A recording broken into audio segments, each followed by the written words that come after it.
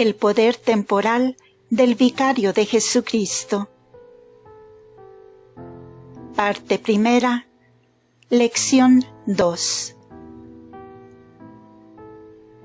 Ahora procedo en cumplimiento del plan que he establecido para justificar, tanto como mi oportunidad limitada me lo permita, lo que puedan considerar como las fuertes aserciones elaboradas en mi primera lección.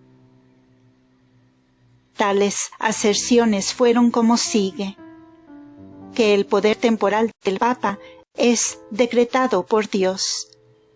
Luego, que es la causa productiva y sustantiva de la Europa cristiana. Y por tercero, que su disolución sería la disolución de la Europa cristiana, de cuyas proposiciones deduje estas conclusiones. Primero, que aquel que se oponga se opone a un poder decretado por Dios. Por segundo, que aquel que preste una mano o la lengua para su disolución ayuda tanto como sea la cooperación a la disolución de la Europa cristiana, y de que todos los que directa o indirectamente contribuyan a ese resultado se acarrean, según su proporción, la condenación. Antes de comenzar ahora este tema, deseo decir, en las palabras de San Pedro al pueblo de Jerusalén: primero, a cualquiera de ustedes que no esté en la unidad de la Iglesia, pero es del pueblo de esta gran nación, cuya hostilidad al poder temporal del Papa es una tradición en su historia. Ahora, hermanos, yo sé bien que hicisteis por ignorancia lo que hicisteis, como también vuestros jefes. Deseo al punto declarar que espero que multitudes sean inocentes de la oposición que por palabra o por hecho ofrecen al poder temporal de la Santa Sede, porque creo que al haber nacido nutridos en una profunda ignorancia de los fundamentos de la Iglesia y de la historia de la Europa cristiana, no saben lo que hacen. Por segundo, puede haber entre ustedes aquellos que están en la unidad de la Iglesia católica, pero habiendo nacido bajo las sombras de tiempos de paz, nunca han sido compelidos a analizar o a estudiar los primeros fundamentos de este tema, y por lo tanto son llevados, algunos puede ser, por opiniones políticas que han heredado, o por fuertes sentimientos patrióticos que les sean de segunda naturaleza, sino a la oposición, a lo menos a un estado de duda sobre este gran tema. Deseo también decir que creo que su estado de vacilación y aún su presente disposición a tomar el lado equivocado no viene de una perversidad de la voluntad, sino de una imperceptibilidad del intelecto. Esto deseo decir desde el inicio, porque, aunque ha sido mi deber en años pasados decir a menudo las cosas más duras, en el lenguaje más duro, y tal creo es el deber de un sacerdote de Dios en el mundo, nunca vacilar o justificar el mensaje a él encomendado. Siempre he deseado evitar los males de la controversia, o de alguna manera matizar o amargar las palabras que uso con algo de animosidad o sentimientos personales. Ahora, antes que inicie el tema de hoy, el cual es que el poder temporal de los papas ha sido el fundamento productivo y sostenible de la Europa cristiana, deseo recordarles los resultados de la lección anterior. Les pongo frente a ustedes el primer gran fundamento de soberanía temporal y eterna, espiritual, o sea, sobrenatural y natural, de nuestro divino Señor Jesucristo, quien no es sólo el gran sumo sacerdote, sino el Rey de Reyes y Señor de Señores. También les expongo otro gran fundamento, a saber, que nuestro divino Señor le asignó a su Iglesia y a su vicario, la cabeza en la tierra de esa Iglesia, su soberanía espiritual, reservándose su soberanía temporal o providencial. Y eso, por lo tanto, la soberanía espiritual de la Iglesia es una institución divina y tiene poder directamente otorgado por Dios. Por tercero, que hay otros poderes en el mundo que son indirectamente otorgados por Dios, a saber, todas las soberanías temporales.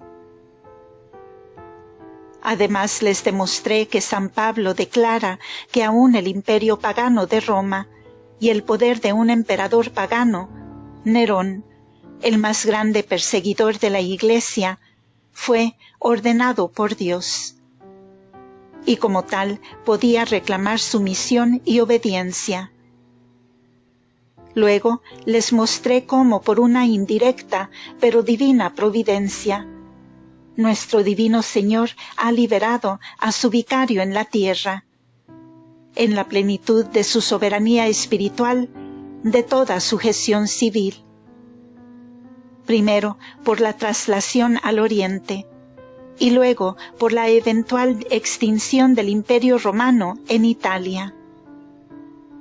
Les mostré, en cuarto lugar, cómo por la misma providencia, en verdad indirecta, pero no menos divina, nuestro Señor invistió a su vicario con la posesión de un patrimonio, el cual fue una donación distinta de Dios, como si la hubiera recibido de su mano traspasada. Y por último les mostré que sobre la base de esta posesión temporal, nuestro divino Señor ha elevado un poder temporal por su operación indirecta, y que por lo tanto el poder temporal de los papas es un decreto divino, que tiene aprobación divina, o a lo menos igual que cualquier otra soberanía en el mundo. Por lo tanto, todo lo que podemos reclamar como soberanía propia puede ser reclamada igualmente por el Supremo Pontífice. Y más que esto, en la medida que la sanción divina del poder temporal sea mayor en proporción a la persona que está revestida con ella, es un tema más especial de la divina providencia, y tiene un carácter y un poder de recibir soberanía y de ejercitar una dirección suprema en los asuntos de los hombres, más alta y más grande que todos los príncipes del mundo. Y de esto recordarán que deduje dos conclusiones. Primero, que el poder temporal es providencialmente decretado para el libre ejercicio de lo espiritual. Y allí declaré una distinción que les ruego tengan en mente. Se ha preguntado, ¿dónde estaba el poder temporal de los papas en los tiempos de San Pedro? Si es necesario hoy para lo espiritual, ¿por qué no era necesario entonces? A lo que respondo, no es necesario para la función espiritual de la Iglesia. La Iglesia puede ejercitar su función espiritual en el martirio, y lo ha hecho. Por 300 años luchó contra el mundo, y lo sometió, aunque bajo la espada del verdugo. La función espiritual de los apóstoles es perpetua e irresistible, porque es divina.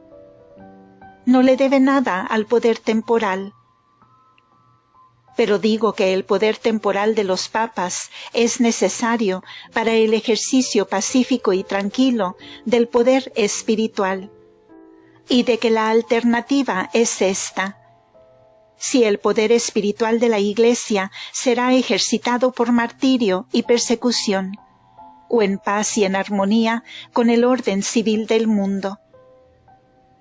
Aquellos que desean la disolución del poder temporal, no sabiendo lo que hacen, reducirían al mundo al barbarismo y la Iglesia a una condición de persecución. No obstante, la Iglesia ejercitaría su soberanía espiritual y sus funciones espirituales con el mismo poder y eficacia divina, pero en persecución y no en paz. Habiendo así dispuesto de la primera parte del tema, el siguiente punto en cuestión es este: que el poder temporal del Papa es necesario para la misión civil de la Iglesia en el mundo, que, en la descarga de esta misión civil, el poder temporal de la Santa Sede ha sido el fundamento, primero de la producción y luego del mantenimiento de la Europa cristiana, que el orden civil de la cristiandad es el vástago del poder temporal con el cual nuestro divino Señor vistió providencialmente a su vicario sobre la tierra. El tiempo es, en verdad, corto para tal tema, y por lo tanto, todo lo que puedo hacer es esto: declararles los grandes fundamentos en resumen, y pedirles que crean que no declararé ninguna información que no haya yo verificado, y que no estoy preparado para apoyar con pruebas históricas. Número 1. El primer fundamento con el que inicio es este: que el Hijo de Dios se encarnó por nosotros. Si un hombre no cree en esto, no puedo discutir con él sobre el vicario de Jesucristo. Si sí lo cree, cree que nuestro Señor vino al mundo a tomar nuestra humanidad, primero para unirla a la divinidad en su propia persona, y luego para hacerla un instrumento de la elevación, la santificación y la perfección de la raza humana, que cuando vino al mundo escogió para sí mismo ciertos discípulos, que por el diálogo con él, por la iluminación de su mente divina y por la caridad de su sagrado corazón, fueron cambiados, transformados y asimilados a su propia semejanza, que él entonces los unió en una fraternidad que les otorgó una vida sobrenatural, y por lo tanto creó una sociedad visible, unida a su persona y unida en sí misma,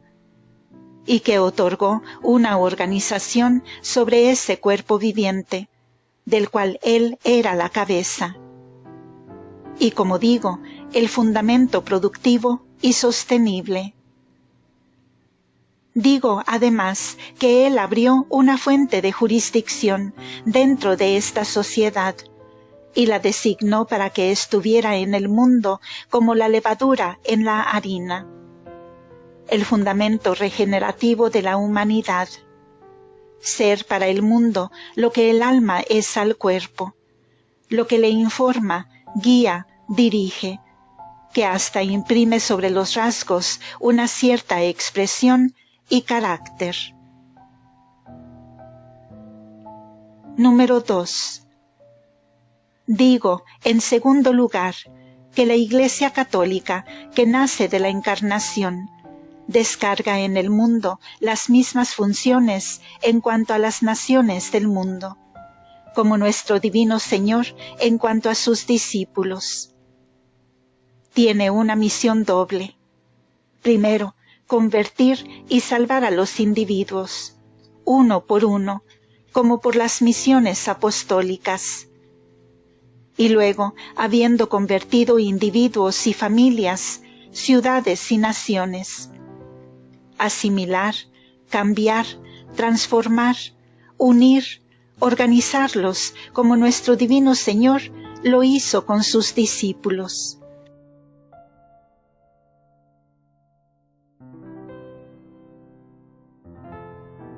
Y esto ha impactado por el conocimiento de la palabra de Dios, que el mundo antes no tenía, por la ley perfecta del bien y del mal, la ley divina de la justicia. Luego, por la perfección de su propia constitución, por su forma monárquica, por el espíritu de libertad y liberación entre todos sus miembros, por la única fuente de jurisdicción que toda autoridad ha otorgado, y por la organización mundial que une las naciones del mundo en una familia, de acuerdo al mandamiento de nuestro Señor. Id, pues, e instruid a todas las naciones en el camino de la salud, bautizándolas en el nombre del Padre, y del Hijo, y del Espíritu Santo.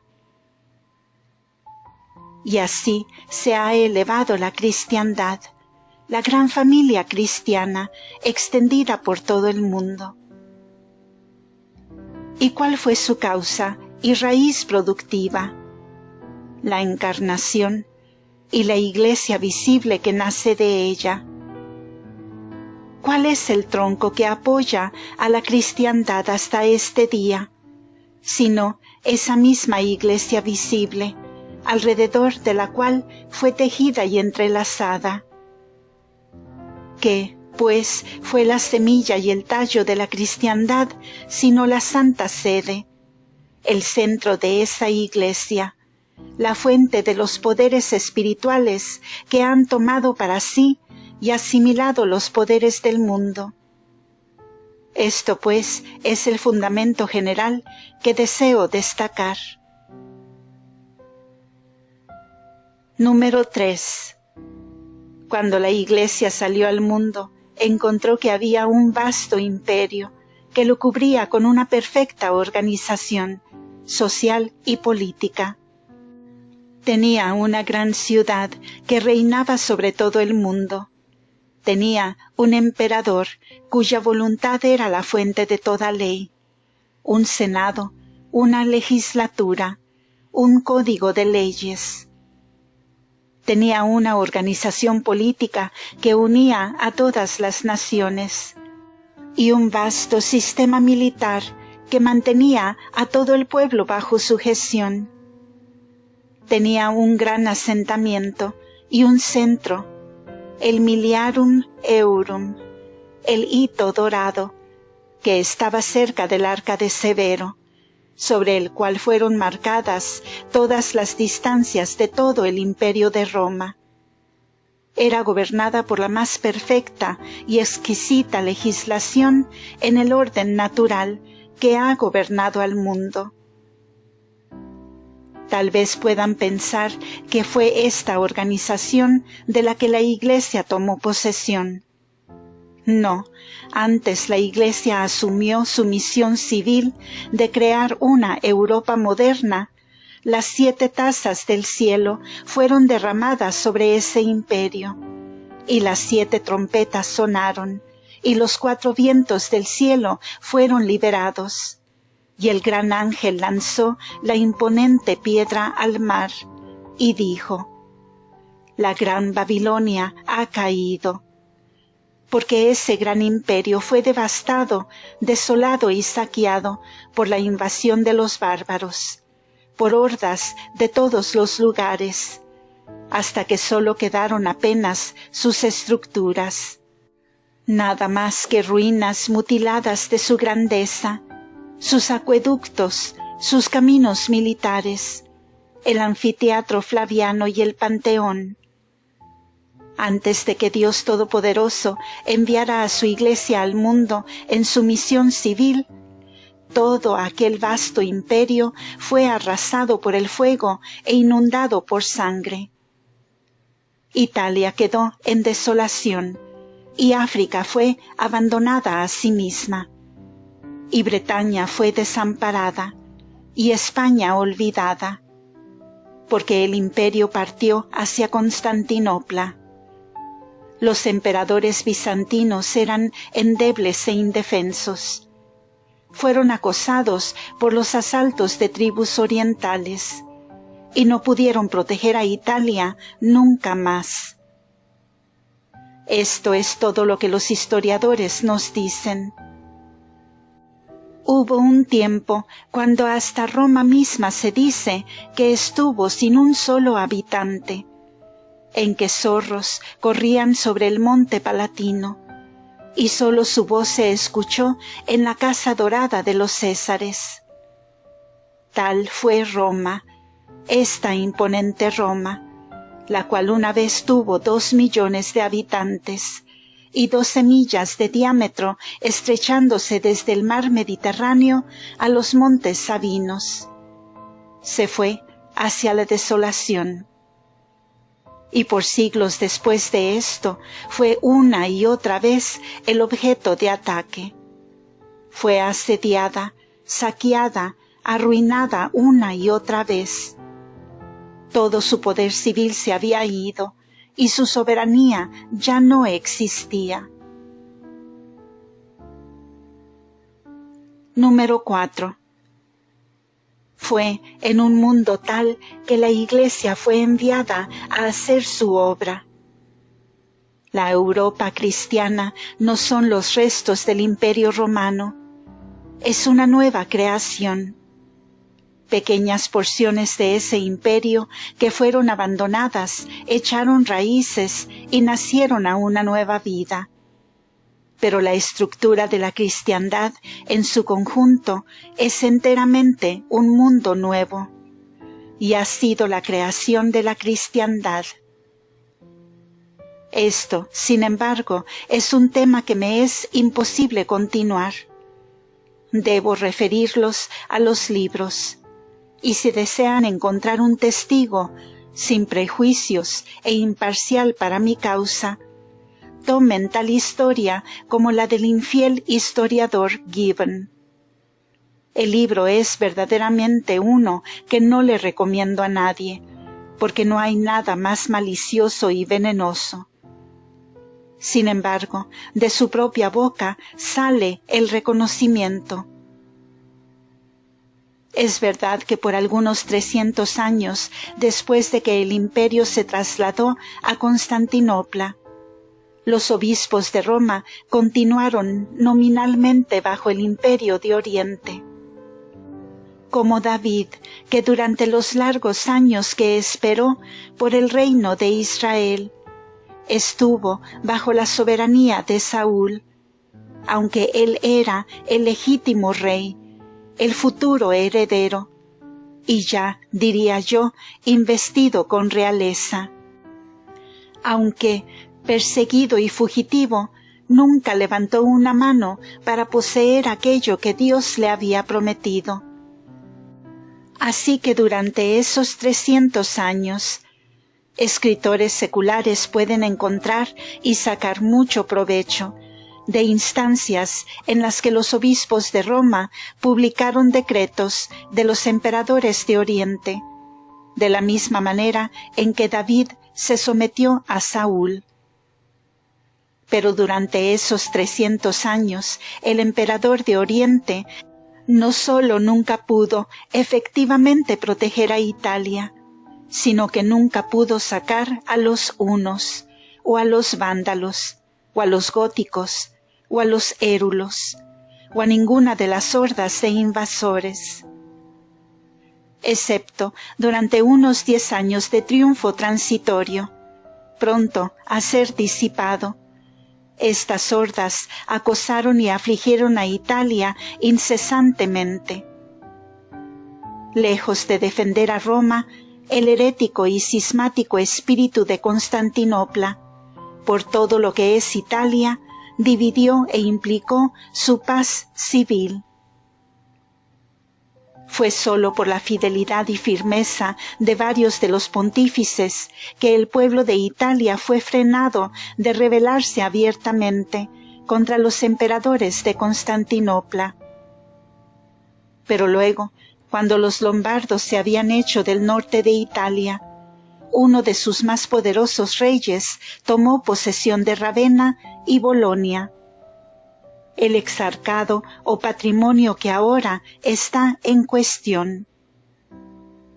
El reinante papa Esteban II pidió ayuda a un rey de Francia, la cual durante los siglos V y VI había surgido en una monarquía. La carta en la cual se le invitaba se cita comúnmente para ser ridiculizada por una expresión que es tan explícita para nuestro propósito que parece que fue providencialmente utilizada. El Papa escribe: «Yo, Pedro, los invoco, a mis hijos, a que protejan mi ciudad de Roma».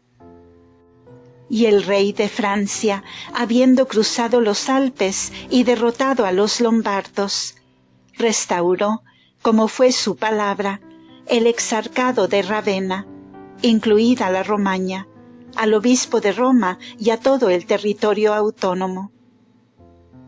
Habiéndolo restaurado, fue hecho patricio de Roma, esto es, que recibió la más alta dignidad civil bajo la soberanía de Roma, y la recibió de la mano del obispo de Roma. No le hizo señor de Roma, ni príncipe de Roma, ni involucró ninguna sujeción civil de parte de Roma o de su obispo. Él era el campeón, tanto como era hijo. Era el protector de la Santa Sede, y nada más. Fue una creación civil, la primera función civil conferida en Roma para la protección de Roma. Fue una creación del pontífice. ¿De quién vino ese poder, sino de él, a quien nuestro Señor ya había investido con la posesión temporal, y por lo tanto con el poder temporal de la abandonada ciudad de Roma? De la misma manera, cuando Carlomagno nuevamente libró la misma provincia y nuevamente la restauró, también con las mismas palabras fue declarado un patricio romano. Más tarde fue consagrado emperador, pero el imperio no le dio derecho alguno sobre Roma como soberano. No era más que protector, campeón, guardián de la Santa Sede. Roma fue externa al imperio de Carlomagno, como fue externa al imperio de Constantinopla. Había sido abandonada y desechada en el orden providencial, y se había alzado a una soberanía propia. Ahora les pregunto, ¿qué era España? ¿Qué era Germania? ¿Qué era Inglaterra? ¿Qué era Europa? Eran pantanos y bosques, y sus gentes eran hordas móviles en un estado de guerra interna entre ellos. El orden civil de Europa, que los diplomados consideran ser una creación propia, no existía. En esos tiempos de la fabulosa historia de la mayoría de los estados de la Europa moderna, el vicario de Jesucristo ya estaba reinando en Roma y había creado patricios para proteger su paz civil. Para ilustrar la acción de la Iglesia Católica sobre Europa en general, tomo el ejemplo de España y de Inglaterra. España, puedo decir, ha sido creada por los 18 concilios de Toledo. Era una nación gótica y herética. Fue invadida por los moros. La mitad estaba en poder de los mahometanos. Estaba infectada por el judaísmo. Estaba dividida en reinos conflictivos. Fue por la larga línea de los concilios de Toledo en que los obispos de la Iglesia de España se sentaron con los príncipes y gobernantes del territorio en un concilio unido, que España fue organizada, consolidada y elevada a una sola monarquía. Tomen de nuevo el caso de Inglaterra, vuelvan a leer la historia de la heptarquía y de la Iglesia anglosajona tras la unión de los 7 reinos en uno. Lean, por ejemplo, tales obras como la de Cánones de Johnson, o Concilios de Spellman, o el Trabajo Superior de Wilkins. O si quieren, tomen un libro más familiar, Historia del Territorio Autónomo Inglés, de Palgrave, y encontrarán que toda Inglaterra fue organizada por la acción solidaria de los poderes espirituales y civiles que se sentaron en los concilios, que tuvieron el doble carácter eclesial y civil unido en uno. En efecto, como los escritores de ese día advierten, es difícil decir si eran parlamentos o si eran sínodos. Así que en las cortes del país, el obispo y el conde se sentaban lado a lado, emitiendo la justicia. En verdad, todo nuestro sistema civil ha crecido desde el poder creativo de la Iglesia, operando en estas rudas épocas hasta que se alzó a la madurez en que lo vemos ahora. Lo que ahora vemos respecto a esos 2 reinos es precisamente lo que la Iglesia católica y romana ha efectuado por todo el mundo. El Imperio germano en los siglos VII y VIII, Hungría, Francia y los estados menores de Europa, simplemente se han levantado por su poder creativo. Pero, ¿quién, pregunto, ha sido el líder, el guía y el legislador de esta Europa cristiana? ¿Quién, sino el Supremo Pontífice? ¿Qué obispo de cualquiera de las sedes apostólicas se puede comparar con cualquiera de los pontífices, aunque sea el menos poderoso e iluminado en esa larga línea, en la acción y obra de crear a la Europa cristiana? Y estos reinos, que en primera instancia se levantaron bajo el poder e influencia de la Santa Sede, fueron consagrados, concentrados y unidos en una gran confederación. Se mantuvieron unidos por una ley general, por un trascendente criterio de comunidad que operaba a través de todos ellos y los unía a todos en un centro y les dio a todos un mediador. Lean la historia de San Gregorio VII o la historia de Inocencio III y verán que he minimizado la verdad cuando digo que fue la acción especial y personal de los pontífices la que creó a la Europa cristiana. Número 5. El último punto en el que ahora profundizaré es este. Tanto como la Iglesia de Dios ha creado, y eso especialmente a través de la acción de los supremos pontífices en su misión civil al mundo, esta vasta y justa fábrica de la Europa cristiana también la ha sostenido perpetuamente. Pregunto, ¿qué le ha dado cohesión? ¿Qué es lo que ha mantenido vivo el criterio gobernante entre los hombres, sino esa pura fe o conocimiento de Dios que ha salido de la Santa Sede y ha llenado toda la circunferencia de la cristiandad? ¿Qué ha unido a los hombres en el respeto debido a los derechos mutuos, sino esa pura moral que fue entregada a la Iglesia para guardar y de la cual la Santa Sede es su intérprete suprema? Estas 2 corrientes que, como San Cipriano dice en su tratado sobre la unidad de la Iglesia, Son como los rayos que fluyen del sol, o como los arroyos que se levantan y que escapan de las fuentes. Iluminaron e inundaron todo el mundo cristiano. Pregunto ahora, ¿qué le ha preservado en seguridad sino la infalibilidad de la Iglesia de Dios, investida principal y finalmente en la persona del Vicario de Jesucristo? Pertenecería a la siguiente lección señalar, por contraste, que esto puede ser probado, y como aquellas naciones que se han separado de la unidad de la Iglesia católica, y por lo tanto están en oposición a la soberanía temporal de Roma, han perdido estos dos grandes criterios de su preservación.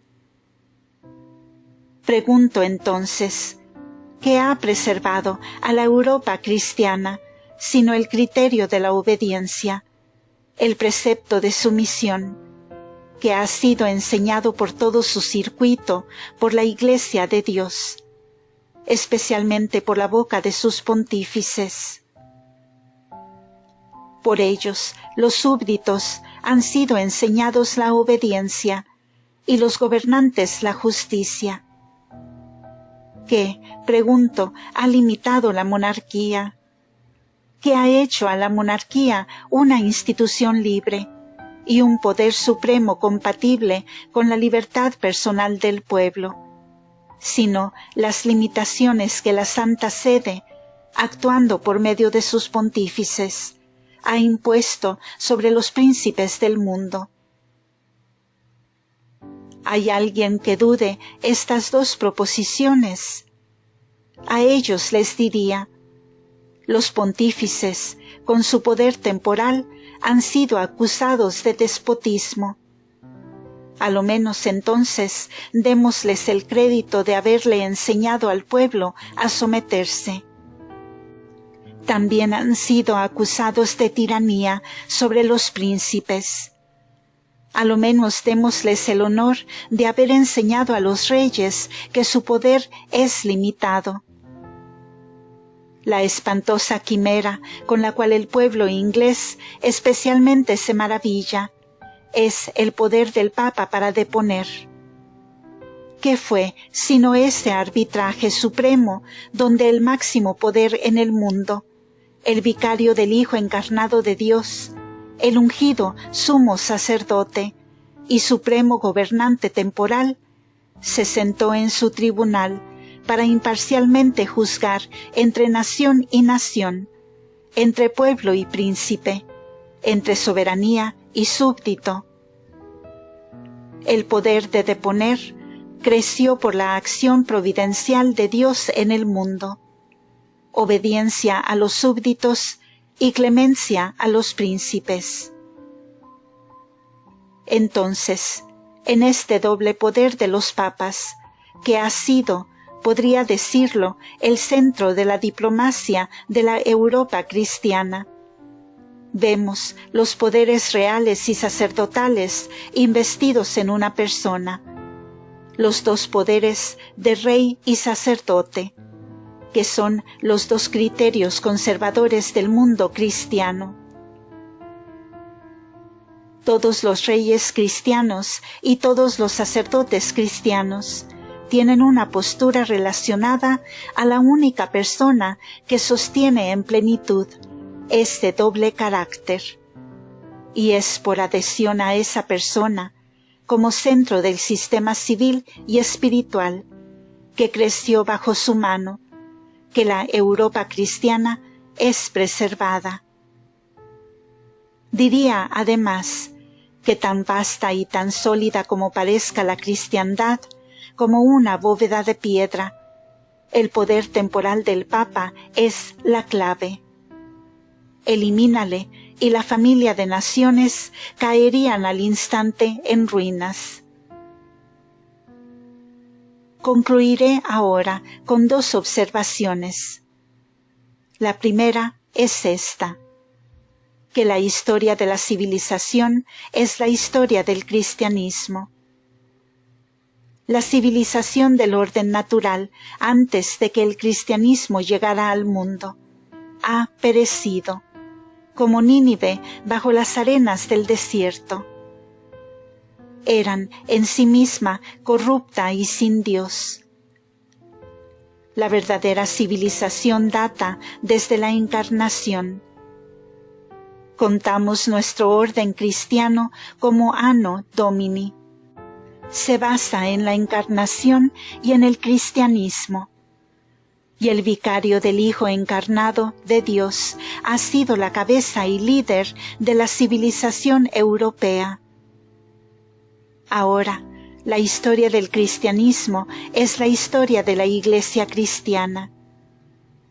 Irán a las sectas orientales, a los gnósticos, por ejemplo, o a una de las casi olvidadas y anónimas formas de cristianismo pervertido, para determinar lo que es el cristianismo.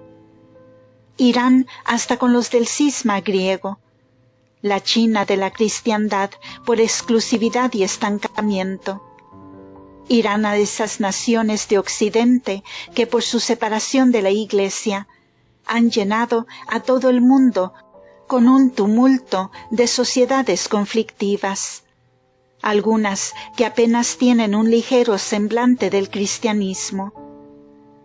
Pueden encontrar al cristianismo del mundo en cualquier lugar, excepto como está identificado en esa organización mundial cuyo centro está en Roma.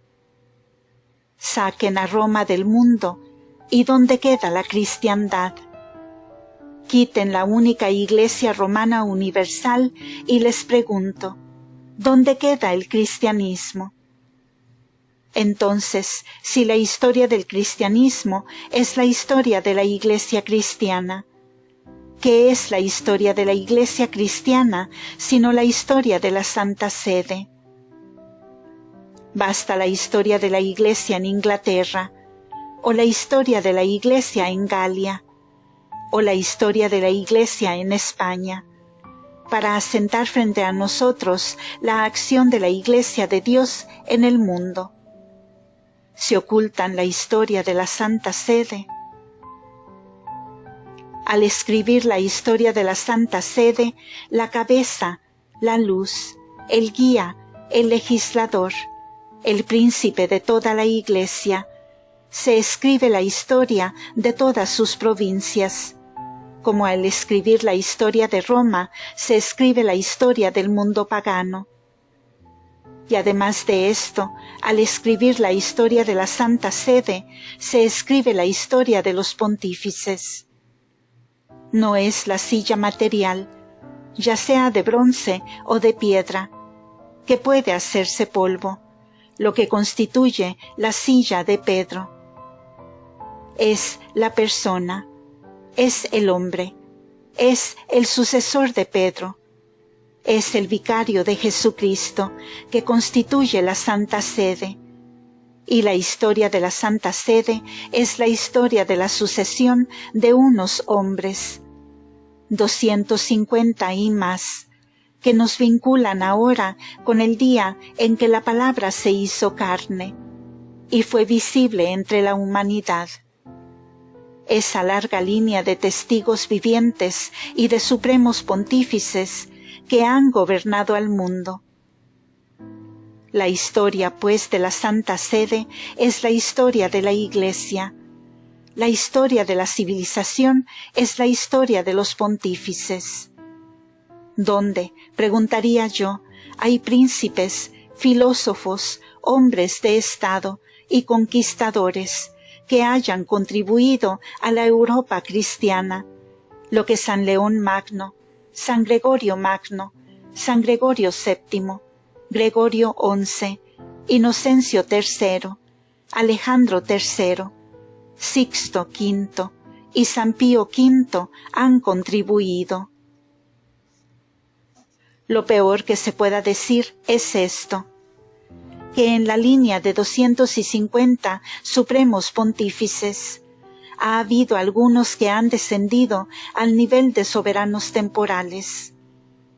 Pero, excepto por esos pocos, ellos han sido los legisladores y los gobernantes, los civilizadores y los creadores del tejido del orden civil, bajo el refugio del cual vivimos. Mi última observación, pues, es esta: que vivimos en un día en que el hombre que se para a defender el poder temporal del Papa y el gobierno del Estado de Roma es ridiculizado y desdeñado, como amante del despotismo, de la oscuridad, de ignorancia popular y de opresión popular. Ciertamente yo no soy político, pues cuando me convertí en siervo de nuestro divino Señor, indigno como soy de llevar el sacerdocio, renuncié a la política, pero tengo mis convicciones sobre los derechos civiles y políticos, y el hombre que me crea amante del despotismo y de la oscuridad no me conoce. No obstante, me atrevo a decir esto, que el Estado romano es, en su esencia, el más libre y el más republicano, y el más popular en la Europa cristiana. Y esta paradoja la probaré. Es la única monarquía optativa bajo el sol. Es el único trono optativo que ha perdurado. Polonia, por 200 años, eligió a sus reyes, y perecieron en confusión. El Estado romano, por 1800 años, ha elegido a sus propios príncipes, y perdura. Allí se sienta sobre el trono del Estado romano un hombre escogido libremente, escogido por elección. Y además, otro criterio impregna ese gobierno que no existe en ningún otro del mundo: que el hombre que se sienta sobre el trono pueda ser cualquier hombre entre los súbditos del Estado. No hay hombre nacido dentro de la frontera del Estado romano que no sea elegible para el oficio de supremo pontífice. Hubo un tiempo cuando nuestros antepasados estaban bajo la opresión de los normanos, y cuando el pobre sajón fue aplastado bajo el talón del conquistador normano, cuando repentinamente, sobre el trono del supremo pontífice, estaba sentado un tal Nicolás Breakspere, un pobre sajón. Y los príncipes y reyes de Europa, aun el conquistador normano, besó los pies del pobre sajón, porque reinaba como vicario de Jesucristo.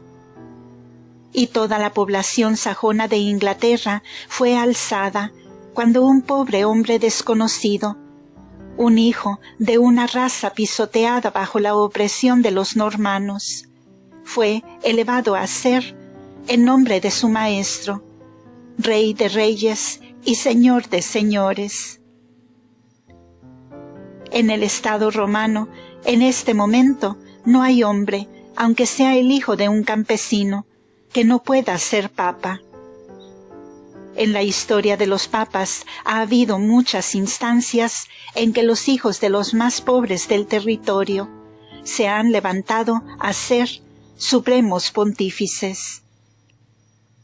La historia nos dice de uno que cuando su madre vino a saludarlo el día de su coronación, vestida con un traje de dama, él le dijo: «Madre, no la conozco. La conocí solo con su atuendo de campesina. Vaya y póngase ese viejo vestido que tanto me gusta. Entonces conoceré a mi madre». La despidió de su presencia, pero cuando regresó vestida de campesina, la abrazó. Los soberanos pontífices son elegidos del orden eclesiástico, y el orden eclesiástico está abierto a cualquier hombre en el Estado. No hay hombre que no pueda ser sacerdote. Las únicas condiciones son estas: debe renunciar al mundo, No debe buscar riquezas, no debe vivir para sí mismo. Debe vivir años de estudio y pasar una vida de considerable mortificación. No buscará asentar los cimientos de una familia, pero él aspirará a un mayor estándar de virtud. Y tratará de ser, tanto intelectual como moralmente, idóneo para tan grande dignidad como para consagrar el cuerpo y la sangre de Jesucristo. Y de entre hombres que son criados y entrenados, formados y madurados para ser idóneos, para consagrar el precioso cuerpo y sangre de nuestro Señor sobre el altar. De entre estos se elige al Supremo Pontífice.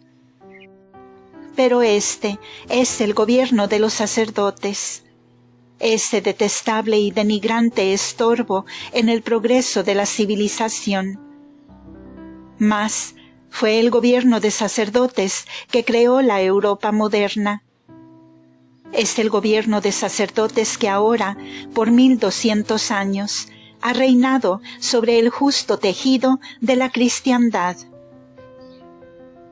Compárenlo con el gobierno de los laicos. Nunca hubo pontífice que hiciera una guerra ofensiva. No hay un solo pie cuadrado de su patrimonio que hubiera obtenido por derramamiento de sangre. Hablemos del gobierno de los laicos. Vean a los imperios, a los reinos de la Europa moderna. Miren la condición de la gente, lean su historia, si ahora están un poco mejor. ¿Cómo estaban no hace tanto?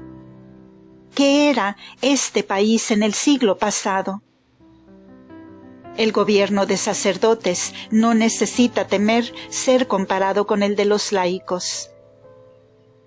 Pero he traído el tema tan lejos como puedo en este momento. Hay muchas otras cosas que de buena gana diría, pero debo concluir, y concluiré simplemente con estas palabras. ¿Recuerdan cuando en el Concilio de Jerusalén un hombre prudente se puso de pie y dio su consejo al Sanedrín? Ahora pues os aconsejo que no os metáis con esos hombres y que los dejéis, porque si este designio o empresa es obra de hombres, ella misma se desvanecerá. Ahora le digo a quien sienta el deseo de oponerse al poder temporal del Papa: no le pongan mano a ese hombre, porque si este concilio u obra es de hombre, no llegará a nada. No, se quebrará y será disipado en el aire, en el polvo y confusión de todas las obras humanas. Pero si no es de hombre, si es de Dios, y el mundo ha estado esperando durante los 1800 años de su soberanía espiritual, y a lo menos 1200 años de su completa y pronunciada soberanía civil, para ver si la prueba de Gamaliel tendría efecto. Guardaos, os expondríais a ir contra Dios. Fin de este episodio. Queden todos con Dios y María Santísima. Continuará.